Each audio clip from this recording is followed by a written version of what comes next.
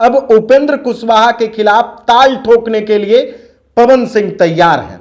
और जब से पवन सिंह ने काराकाट लोकसभा से चुनाव लड़ने का ऐलान कर दिया है, तब से पवन सिंह के जितने भी फैन फॉलोवर्स हैं, पवन सिंह के जो चाहने वाले हैं, पवन सिंह के जो दीवाने हैं, वो काफी खुश नजर आ रहे हैं। उनमें काफी उत्साह देखा जा रहा है जब से उन्होंने कह दिया है कि हम भी काराकाट लोकसभा से चुनाव लड़ेंगे। काराकाट का जो चुनाव होगा लोकसभा का, वो त्रिकोणीय होगा और त्रिकोणीय चुनाव होने के कारण काराकाट में उपेंद्र कुशवाहा की टेंशन बढ़ गई है। नमस्कार, मैं हूं राजीव रंजन और आप देखना शुरू कर दिए हैं जनादेश न्यूज।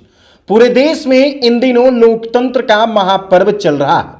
इस लोकतंत्र के महापर्व में बिहार के 40 सीटों पर भी लोकसभा का चुनाव हो रहा है।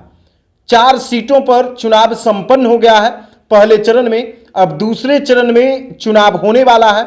साथ ही साथ अभी 5 चरणों में चुनाव बाकी है।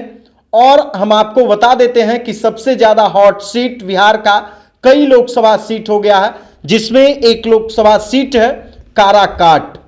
इसलिए हम काराकाट की बात कर रहे हैं क्योंकि काराकाट लोकसभा सीट से निर्दलीय प्रत्याशी के रूप में भोजपुरी के पावर स्टार कहे जाने वाले भोजपुरी के जाने माने अभिनेता पवन सिंह भी ताल ठोक दिए हैं। उन्होंने भी ऐलान कर दिया है कि काराकाट से हम भी लोकसभा का चुनाव लड़ेंगे, क्योंकि हमने अपने मां से वादा किया था कि 2024 का लोकसभा चुनाव हम भी लड़ेंगे। दरअसल हम आपको बता देते हैं कि पवन सिंह को भारतीय जनता पार्टी ने आसनसोल से टिकट भी दिया था, आसनसोल से अपना उम्मीदवार भी बनाया था, लेकिन पवन सिंह आसनसोल से चुनाव नहीं लड़ना चाहते थे और उन्होंने भारतीय जनता पार्टी के द्वारा जो टिकट उन्हें दिया गया था, उस टिकट को उन्होंने वापस कर दिया। टिकट वापस करने के बाद जो भी पवन सिंह के समर्थक थे, जो भी पवन सिंह के फैंस और फॉलोवर्स थे, उनमें मायूसी छा गई। लोग तरह तरह का चर्चा करने लगे कि पवन सिंह अब चुनाव नहीं लड़ेंगे। लेकिन पवन सिंह ने ऐलान कर दिया कि हम भी इस बार चुनाव लड़ेंगे और चुनाव काराकाट से लड़ेंगे। तो हम आपको बता देते हैं कि काराकाट लोकसभा जो है वो रोहतास जिला में स्थित है और रोहतास जिला में काराकाट लोकसभा का एक विशेष पहचान है। और इस लोकसभा सीट से फिलहाल महाबली सिंह सांसद हैं, जो जेडीयू के सांसद हैं। और इस बार एनडीए गठबंधन से उपेंद्र कुशवाहा को वहां उम्मीदवार बनाया गया है, जबकि महागठबंधन से भाकपा माले के द्वारा राजा राम सिंह को उम्मीदवार बनाया गया है। जो काराकाट लोकसभा निर्वाचन क्षेत्र है, वहां 1967 में सबसे पहले चुनाव हुआ था। लोकसभा का चुनाव 1967 में हुआ था और 2014 में उपेंद्र कुशवाहा भी वहां से सांसद बने थे, लेकिन 2019 में वो चुनाव हार गए थे क्योंकि वो भारतीय जनता पार्टी से अलग होकर चुनाव लड़ रहे थे। इसमें महाबली सिंह वहां से चुनाव जीते थे, लेकिन एक बार फिर से वो एनडीए गठबंधन के साथ हैं और काराकाट सीट उपेंद्र कुशवाहा को दिया गया है। अब उपेंद्र कुशवाहा के खिलाफ ताल ठोकने के लिए पवन सिंह तैयार हैं। और जब से पवन सिंह ने काराकाट लोकसभा से चुनाव लड़ने का ऐलान कर दिया है, तब से पवन सिंह के जितने भी फैन फॉलोवर्स हैं, पवन सिंह के जो चाहने वाले हैं, पवन सिंह के जो दीवाने हैं, वो काफी खुश नजर आ रहे हैं। उनमें काफी उत्साह देखा जा रहा है जब से उन्होंने कह दिया है कि हम भी काराकाट लोकसभा से चुनाव लड़ेंगे। इतना ही नहीं, 23 तारीख को उन्होंने काराकाट में अपना रोड शो भी किया था। काराकाट लोकसभा में उन्होंने अपना भ्रमण भी किया था, यानी उन्होंने ऐलान कर दिया है, मैदान में वो कूद गए हैं कि हम चुनाव इस बार लड़ेंगे और पूरी तैयारी भी वो कर रहे हैं। जबकि भारतीय जनता पार्टी के कई बड़े बड़े जो लीडर हैं, उनका ये दावा है कि हम पवन सिंह से बातचीत करेंगे, पवन सिंह को चुनावी मैदान में उतरने नहीं देंगे, हम उन्हें बैठाने का प्रयास करेंगे, उन्हें इस चुनाव में खलल डालने से मना करेंगे। क्योंकि अब देखिए जो बात है, काराकाट लोकसभा में कोयरी यानी कुशवाहा जाति, राजपूत जाति और यादव जाति, यानी इन 3 समुदाय जो है वो सबसे ज्यादा मतदाता आधार है। यानी इन्हीं 3 वोटरों पर, 3 समुदाय का विशेष वोटर पर वहां का परिणाम निर्धारित है। वहां का जो चुनाव परिणाम है इन्हीं 3 वोटरों पर निर्भर करता है। सबसे ज्यादा आधार यही 3 समुदाय के लोग हैं, कुशवाहा जाति के लोग, राजपूत जाति के लोग और यादव जाति के लोग।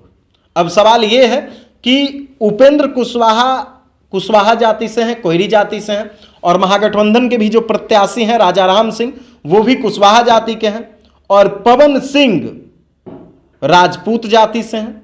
तो चुनाव में ये जो लड़ाई होगी काफी दिलचस्प लड़ाई है और काफी कांटे की लड़ाई है। काराकाट का जो चुनाव होगा लोकसभा का, वो त्रिकोणीय होगा, और त्रिकोणीय चुनाव होने के कारण काराकाट में उपेंद्र कुशवाहा की टेंशन बढ़ गई है। टेंशन इस मायने में बढ़ गई है क्योंकि उपेंद्र कुशवाहा का जो सिंबल है वो भी अनजान सिंबल है, अभी तक उनका सिंबल प्रचलित नहीं हुआ है, और उपेंद्र कुशवाहा के सिंबल को प्रचारित करने में भी काफ़ी वक्त लगेगा, लोगों को समझाने बुझाने में समय लगेगा, इसलिए उनके लिए ये डगर जो है वो आसान नहीं है। जैसे ही पवन सिंह ने चुनाव लड़ने का ऐलान कर दिया है, युवा वर्ग तो काफ़ी उत्साहित हो गए हैं। जो उनके गाने के दीवाने हैं, जो उनके फैन और फॉलोवर्स हैं, सभी लोग ये चाहते हैं कि हम पवन सिंह को ही अपना सांसद बनाएंगे, अपना नेतृत्वकर्ता बनाएंगे। लेकिन उपेंद्र कुशवाहा भी मंझे हुए खिलाड़ी हैं, सांसद रह चुके हैं और साथ ही साथ राजनीतिक पार्टी के राष्ट्रीय अध्यक्ष भी हैं और कई पद पे भी रह चुके हैं, तो उनको भी राजनीति का काफ़ी अनुभव है। वो भी चाहेंगे कि हम इस सीट को कैसे साधने के लिए वो पूरा अपना प्रयास करेंगे। लेकिन जब से पवन सिंह ने चुनाव लड़ने का ऐलान कर दिया है, तब से समर्थकों में काफ़ी उत्साह देखा जा रहा है और टेंशन उपेंद्र कुशवाहा को बढ़ गया है। उपेंद्र कुशवाहा को 2024 में इसलिए टेंशन बढ़ गया है क्योंकि पवन सिंह ने निर्दलीय चुनाव लड़ने का घोषणा किया है।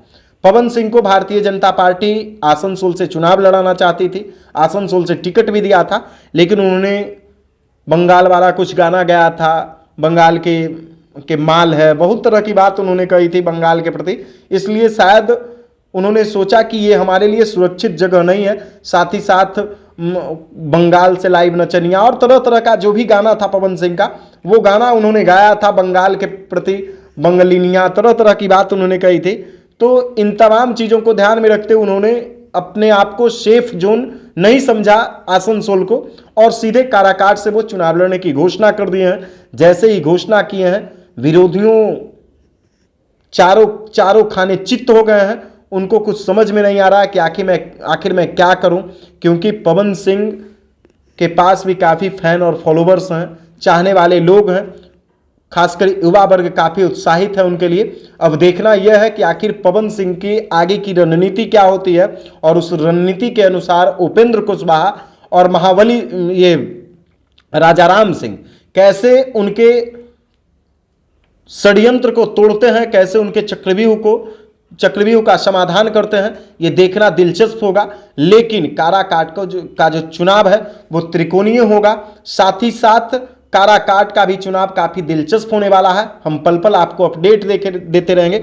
अब सवाल ये है कि पवन सिंह आखिर काराकाट से ही चुनाव लड़ने का घोषणा क्यों किए हैं। अगले वीडियो में हम आपको वो सारी जानकारी बताएंगे कि आखिर उन्होंने क्यों काराकाट को ही चुना। कहीं और भी राजपूत बहुल इलाका था, क्योंकि बिहार का चुनाव जातीय समीकरण पर फिट बैठता है, तो कई और भी सीट था जहां से पवन सिंह चुनाव लड़ सकते थे, लेकिन उन्होंने काराकाट को ही क्यों चुना है वो अगले वीडियो में हम आपको बताएंगे। फिलहाल के लिए इतना ही। वीडियो देखने के लिए धन्यवाद। आपके मन में क्या कुछ प्रतिक्रिया चल रही है कमेंट बॉक्स में जरूर बताइएगा। तब तक के लिए धन्यवाद।